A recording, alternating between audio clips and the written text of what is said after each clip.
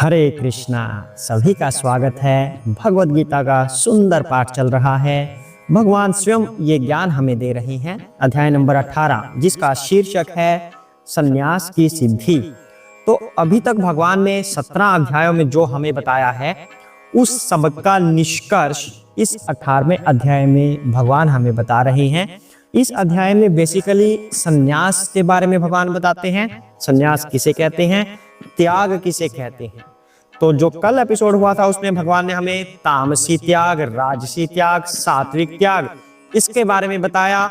और साथ ही भगवान ने यह भी बताया कि जो गृहस्थ लोग होते हैं उनके लिए गृहस्थ के अलावा देहधारी जीव, खाली गृहस्थ नहीं बल्कि देहधारी जीव जो भी है उसके लिए समस्त रूप से कर्म को त्याग देना या उसके फल की इच्छा को त्याग देना बड़ा कठिन सा होता है। लेकिन जो उसे त्याग देता है उसके बारे में क्या, वो आज हमें भगवान बताएंगे। साथ में भगवान हमें ये भी बताएंगे कि कर्ता कौन होता है, क्या क्या कारण होते हैं अगर कोई कर्म पूरा हो रहा है। इसके बारे में किसी एपिसोड में बात भगवान ने हमें विस्तार से बताई थी, पर अब निष्कर्ष दोबारा से फिर भगवान बता रहे हैं कि कर्ता कौन होता है।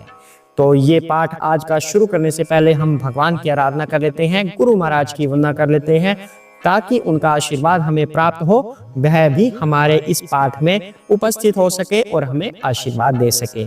हरे कृष्णा।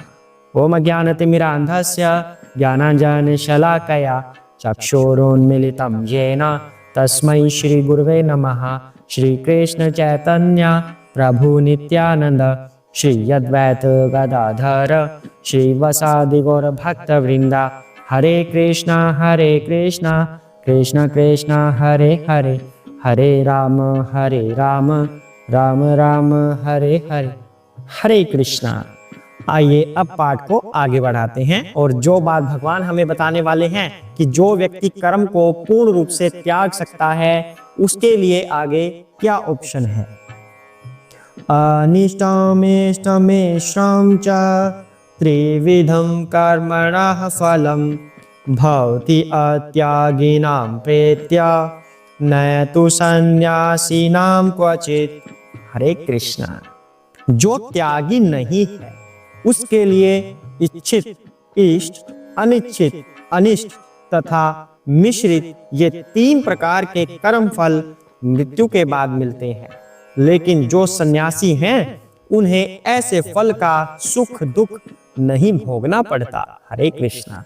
तो भगवान ने पहले तो हमें ये बताया कि जो व्यक्ति त्याग कर सकता है, वैसे तो देहधारी जीव कभी पूर्ण रूप से त्याग कर नहीं पाता, उसकी कोई ना कोई थोड़ी थोड़ी कामना बनी रहती है कि अगर मैं ये कर्म करूं तो मुझे इसका फल मिल जाए। पर भगवान ने हमें इसका भी इलाज बताया है कि हमें कर्म कैसे करना है। अगर हम कर्म केवल और केवल भगवान की सेवा में करें तो हमारी फल की इच्छा धीरे धीरे समाप्त हो जाती है, क्योंकि वो सेवा निस्वार्थ रूप से होती है, उसमें कोई स्वार्थ नहीं होता। अब अगर भगवान की सेवा में कर्म करें तो आप सोच कर देखिए उसमें क्या स्वार्थ हो सकता है हमारा। अगर हम भगवान की सेवा वाला कर्म करें तो इस तरह से कर्मों से मुक्त हुआ जा सकता है, उसके फल की इच्छा को त्यागा जा सकता है। तो भगवान कहते हैं कि जो व्यक्ति उस कर्म के फल की इच्छा को त्याग देता है वह वास्तविक त्यागी है। और आज भगवान कह रहे हैं जो त्याग नहीं कर सकता उसका क्या होता है, उसे 3 प्रकार के कर्म फल भुगतने पड़ते हैं। एक भगवान कहते हैं इच्छित, दूसरा अनिच्छित, तीसरा मिश्रित।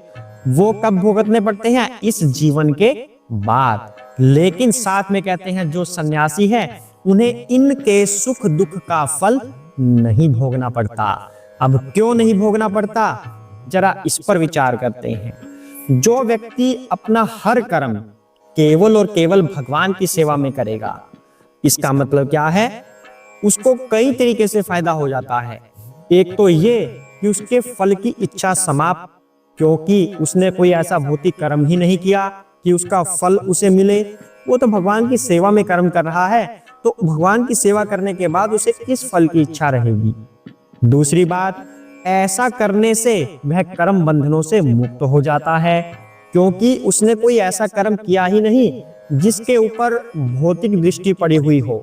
उसने तो आध्यात्मिक रूप से कर्म किया है भगवान की सेवा में, तो कर्म बंधनों से वह मुक्त हो जाता है। और जो व्यक्ति कर्म बंधनों से मुक्त हो गया, फिर उसको कैसा सुख और दुख भोगना, वो तो मुक्त हो गया और हमेशा के लिए भगवान के धाम चला गया। तो आगे भगवान क्या कह रहे हैं, पंचेतानि महाबाहो कारणानि निबोध मे सांख्ये कृतान्ते प्रोक्तानि सिद्धये सर्व कर्मणाम। हरे कृष्णा। हे महाबाहु अर्जुन, वेदांत के अनुसार समस्त कर्म की पूर्ति के लिए 5 कारण हैं। अब तुम इन्हें मुझसे सुनो। हरे कृष्णा। भगवान कहते हैं वेदांत के अनुसार, शुरू में वेद आते हैं, फिर आगे वेदांत आते हैं। तो भगवान कहते हैं उनके अनुसार, कि ब्रह्मा जी ने जो भी उनके अंदर लिखा हुआ है उनके अनुसार मैं तुम्हें बताता हूं। कोई भी कर्म जब पूर्ण होता है, मान लीजिए किसी को मेडिकल एग्जाम की तैयारी करनी है, नीट की परीक्षा देनी है, तो उसके लिए पूरा कर्म करना और उसका रिजल्ट भी आना, इसकी बात कर लेते हैं कि जो फलीभूत हो जाए ऐसा कर्म। भगवान कह रहे हैं कि उसके पीछे 5 कारण होते हैं कि वो फलीभूत हो जाए। अगर वो फलीभूत ना हो, इसका मतलब उन 5 कारणों में से कोई ना कोई कारण मिस हो चुका है, तब उसका फल नहीं आता। तो जो 5 कारण है, अब हम अपने जीवन में बहुत बार कहते हैं कि भाई मेहनत बहुत कर ली पर सफलता नहीं मिल रही।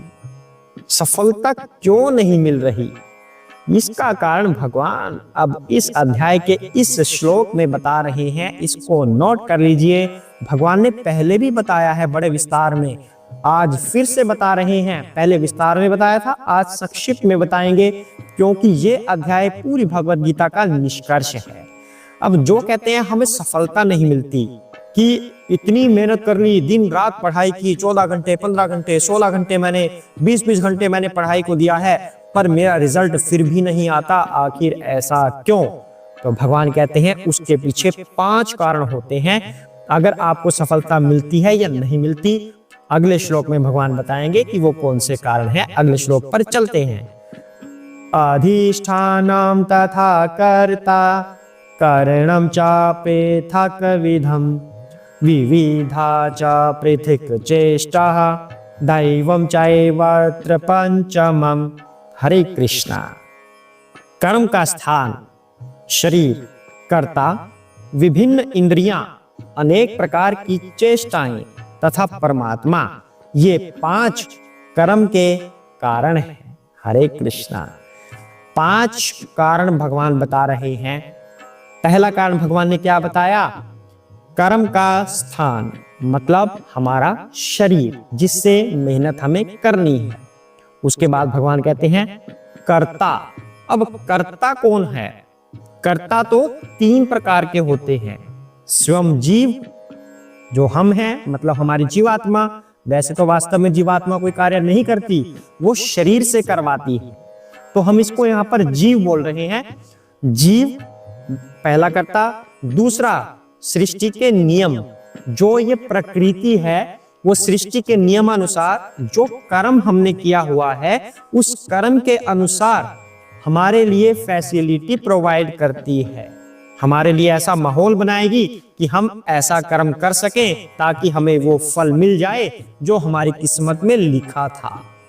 मिलेगा तो वही जो किस्मत में लिखा है, लेकिन वो भी ऐसे ही नहीं मिल जाएगा कि खाली बैठे रहो, कुछ करो मत और मिल गया। प्रकृति हमसे कर्म करवाएगी उसके लिए, तो दूसरा कर्ता प्रकृति हुई। तीसरा कर्ता स्वयं परमात्मा। परमात्मा की जब तक अथॉरिटी नहीं होगी, तब तक हम कोई कर्म करें तो उसका फल हमें नहीं मिलेगा। जब परमात्मा की अथॉरिटी हो जाएगी, भगवान कृष्ण के सिग्नेचर हो जाएंगे, तब हमें उसका फल मिलता है। और भगवान ने यहाँ पर और भी बताया है कि विभिन्न इंद्रियों से हम कर्म करते हैं।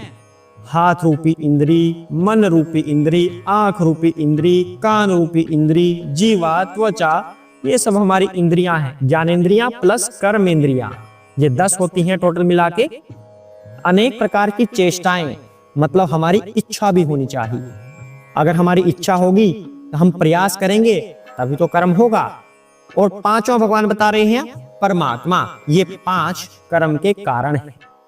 अब इसमें थोड़ा सा कंफ्यूज मत होना कि 3 भी बताया है कि 3 कर्ता होते हैं और 5 भी बताया है। भगवान यहाँ पर 5 कारण बता रहे हैं कि 5 कारणों की वजह से कोई कर्म पूर्ण हो पाता है। इसके साथ ही हमने एक बात और इसमें ऐड की है, जो पिछले कुछ अध्याय में भगवान ने बताया कि कर्ता 3 प्रकार से होते हैं, खुद जीव, प्रकृति और परमात्मा। 3 ये कर्ता हैं और ये जो बताए गए इस श्लोक में ये 5 कारण होते हैं ताकि कोई कर्म पूर्ण हो सके। वो 3 कर्ता जब राजी होंगे और ये 5 कारण संतुष्ट हो रहे होंगे, तब हमारी मेहनत का फल हमें मिलता है, अदरवाइज नहीं मिलता। तो अब इस प्रश्न का उत्तर ढूंढना बंद कर दीजिए कि हमें सफलता क्यों नहीं मिल रही। पहली बात, किस्मत में होगा हमारे, अगर हमने ऐसे कर्म किए हों पहले कि हमें कोई रिजल्ट मिलना हो, कोई फल मिलना हो, तभी वो मिलेगा। दूसरी बात, वो रिजल्ट भी बैठे बैठाए नहीं मिलेगा, उसके लिए कर्म करना होगा। पर प्रकृति हमें वो माहौल प्रदान करेगी कि हम वो कर्म कर पाए ताकि हमें उसका वो फल मिल जाए। पर ये सब होगा कैसे? परमात्मा की इच्छा से। परमात्मा की इच्छा नहीं होगी तो कर्म का विधान भी बदल जाता है। तो एक तुच्छ सी सफलता क्या चीज है। तो इसमें शरीर आ गया, कर्ता आ गया, हमारी इंद्रियां आ गई, आंख, नाक, कान, जीभ, त्वचा, हाथ, पैर, ठीक है। तो इंद्रियां आ गई और अनेक प्रकार की चेष्टाएं, मतलब प्रयास हमारा, और परमात्मा की इच्छा। आगे भगवान हमें अब क्या बताएंगे? इन 5 कारणों के बाद भगवान इनके बारे में थोड़ा सा और विस्तार से बताएंगे। वो हम आज नहीं कल करेंगे, क्योंकि जो ये आज बताया गया है इसको थोड़ा सा ध्यान पूर्वक समझना। एक बार में समझना है, 2 बार में ना आए, 3 बार पढ़ना, 4 बार सुनना, 5 बार सुनना। जब तक समझ ना आए इस पर प्रयास करते रहना, ताकि हमारे जीवन का ये सबसे महत्वपूर्ण जो प्रश्न है, सफलता क्यों नहीं मिलती, ये हमारा हल हो जाए और हमें बार बार इसको ढूंढना ना पड़े। आज के लिए इतना ही करते हैं।